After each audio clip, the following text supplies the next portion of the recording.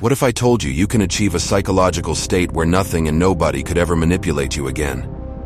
Where marketing tactics bounce off you, social pressure becomes powerless, and even the most skilled manipulators find themselves unable to penetrate your mental defenses. Watch this video till the end to be invincible from those who try to manipulate you. Before we can dismantle manipulation, we must first understand how it operates. Manipulation targets our psychological vulnerabilities, unresolved emotions, unconscious desires, unacknowledged fears, and social dependencies. As Jung wrote, "Until you make the unconscious conscious, it will direct your life and you will call it fate." Listen carefully to these words. They contain the first principle of psychological autonomy. What remains unconscious controls us. Modern society has perfected manipulation to an art form. As Aldous Huxley warned nearly a century ago, true control doesn't come through oppression, but through pleasure and distraction. We live in a world where satisfaction is instant, but emptiness multiplies, where pleasure isn't a reward, but a drug. Every notification, every scroll, every fleeting dopamine hit gradually erodes our capacity for independent thought. The most insidious manipulation doesn't announce itself with threats or demands. Instead, it presents as comfort, as belonging, as the path of least resistance. It whispers that conformity is safety, that social validation equals worth, that immediate pleasure trumps delayed fulfillment. And in believing these premises, we surrender the very autonomy that defines our humanity. To understand how Jung's psychology offers protection against manipulation, we must first grasp his model of the human mind. Close your eyes for a moment, if you're not driving, and imagine the psyche as Jung saw it, comprising 6 components. They are: 1. The ego, our conscious mind and sense of identity. 2. The personal unconscious, repressed memories and forgotten experiences. 3. The collective unconscious, shared human instincts and archetypes. Or the shadow, disowned aspects of ourselves we refuse to acknowledge. And the persona, the social mask we present to others. And 6. The self, the unified whole personality that emerges through individuation. This framework reveals why we're vulnerable to manipulation. When our ego identifies too strongly with our persona, we become dependent on external validation. When we refuse to integrate our shadow, those disowned parts become projection points where others can manipulate us. When we remain disconnected from the self, we lack an internal compass to guide authentic choices. The shadow, Jung wrote, is that hidden, repressed, for the most part inferior and guilt-laden personality whose ultimate ramifications reach back into the realm of our animal ancestors. Take a moment to consider what aspects of yourself you find difficult to acknowledge. Your anger, your greed, your selfishness, your weakness, your desire for power. When we refuse to acknowledge these qualities, 2 dangerous things happen. First, we project them onto others, seeing our disowned traits in the people around us. Second, these unacknowledged aspects become access points for manipulation. Those who sense our disowned aggression can provoke us to anger. Those who detect our hidden insecurities can offer false validation. Those who perceive our unacknowledged desires can dangle rewards we can't resist. Picture how this operates in your own life. If you cannot admit your desire for status, you become easily manipulated by flattery. If you deny your need for connection, you become vulnerable to anyone offering hollow companionship. If you repress your anger, you become controlled by those who can provoke emotional reactions. The first step toward freedom from manipulation is shadow integration, the honest acknowledgement of all aspects of your nature. As Jung stated, one does not become enlightened by imagining figures of light, but by making the darkness conscious. Jung described the persona as a kind of mask, designed on the one hand to make a definite impression upon others, and on the other to conceal the true nature of the individual. While the persona serves necessary social functions, identifying too strongly with it creates profound vulnerability. Modern society trains us to prioritize the persona above all else. We're taught that image trumps substance, that acceptance outweighs authenticity, that being liked matters more than being respected. As a result, we become prisoners of others' perceptions, constantly adjusting our behavior to maintain favorable impressions. This dependency creates perfect conditions for manipulation. When your sense of worth hinges on external validation, you'll sacrifice almost anything to maintain it. You'll tolerate disrespect to avoid conflict. You'll abandon principles to preserve relationships. You'll betray yourself repeatedly rather than risk rejection. Arthur Schopenhauer, whom Jung admired, observed that most people live trapped in a farce.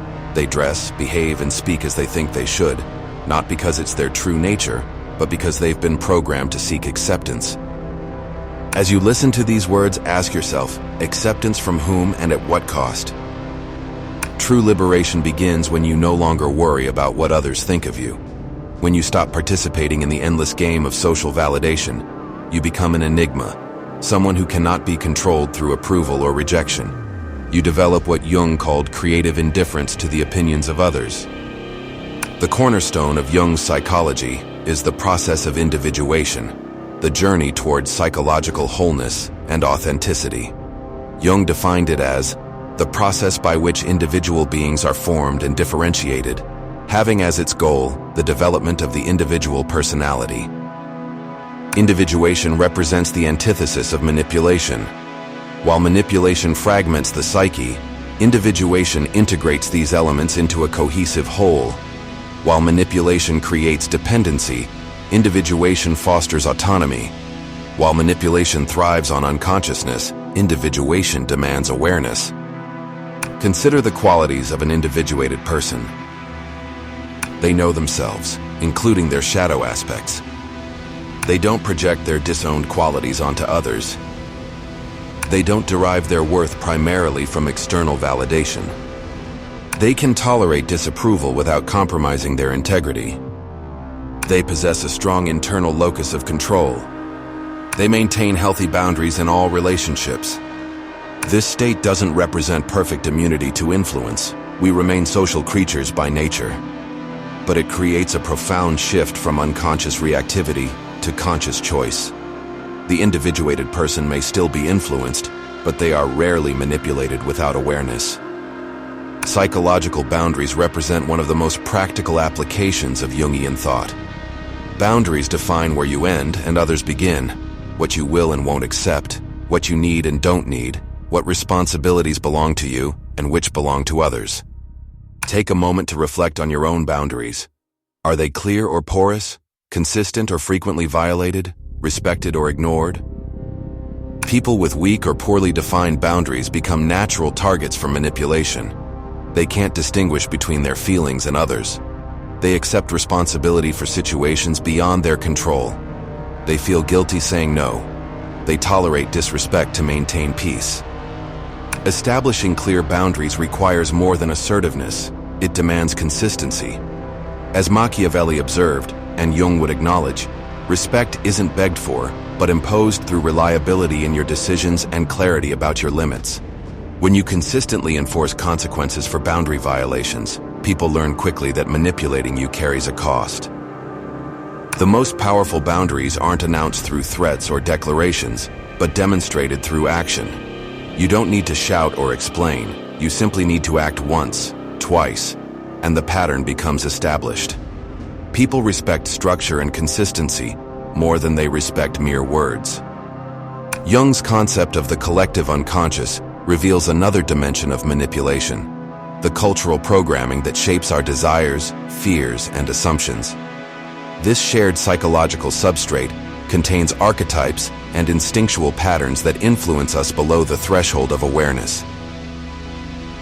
Modern marketing, media, and social institutions have learned to leverage these collective patterns to shape behavior. They don't just sell products but identities. They don't just promote ideas but belonging. They tap into archetypal desires for safety, connection, recognition, and meaning. Recognizing these deeper patterns of influence represents another level of psychological freedom. When you understand how ancient archetypes are being activated to manipulate your behavior, you can respond consciously rather than reactively. This awareness doesn't mean rejecting all cultural influence.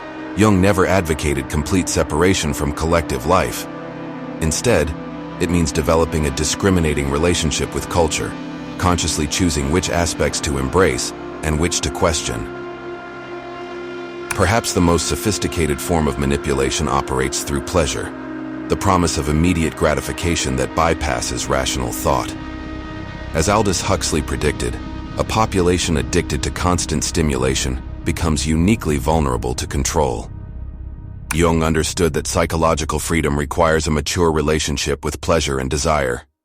In his view, the undifferentiated psyche remains at the mercy of impulses, while the individuated person exercises choice about which desires to fulfill and when.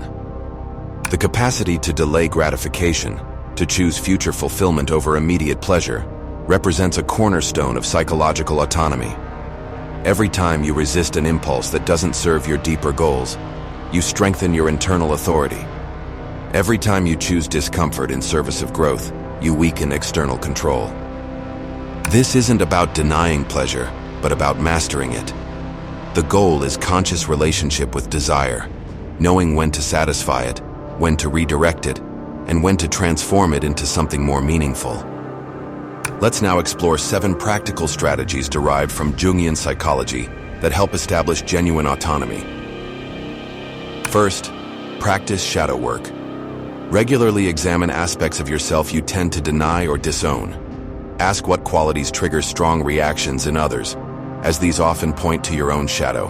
By acknowledging these elements, you remove potential leverage points for manipulation. Second, develop internal validation.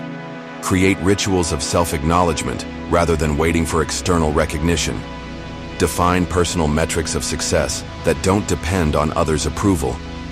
Remember that true respect is built on self-respect first. Third, cultivate strategic distance. Learn to regulate your availability and presence.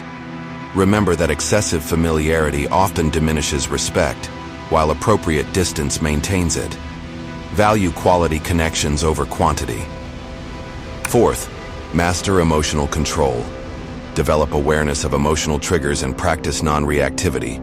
Remember that whoever controls your emotions gains influence over your actions. Create space between stimulus and response.